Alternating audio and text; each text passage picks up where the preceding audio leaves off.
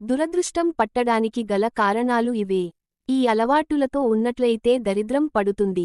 శ్రీ మాత్రే నమః. అందరికీ నమస్కారం. ఈ వీడియోని చూసే ముందు ఈ వీడియోని లైక్ చేయండి. అలాగే జై శ్రీకృష్ణ అని కామెంట్ చేయండి. నిద్రలేచిన తర్వాత స్నానం చేయకుండా ఆహారం స్వీకరిస్తే దరిద్రం కలుగుతుంది. నిద్ర లేచిన తర్వాత పక్క బట్టలు మడత పెట్టకపోవడం వల్ల అపర దరిద్రం కలుగుతుంది. శనివారం తలంటూ స్నానం చేయకుండా ఉంటే దురదృష్టం కలుగుతుంది. స్నానం చేసిన వెంటనే మంచం పై నిద్రించడం వలన శని గ్రహ దోషాలు సంభవిస్తాయి. చిరిగిన పాత బట్టలను వేసుకోవడం మంచిది కాదు. చెట్టు కింద మూత్ర విసర్జన చేయడం మంచిది కాదు.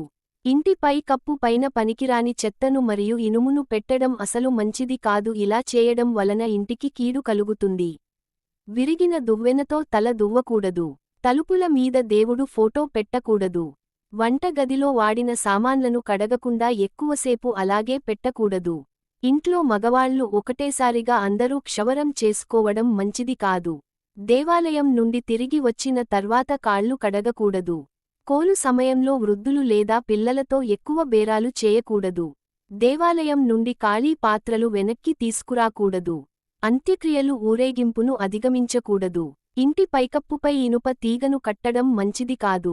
విరిగిన వస్తువులను ఉపయోగించకూడదు. గడపలపై కూర్చోవడం మంచిది కాదు. గడపలు లక్ష్మీదేవితో సమానం కాబట్టి ఎట్టి పరిస్థితుల్లోనూ గడపలపై కూర్చోకూడదు.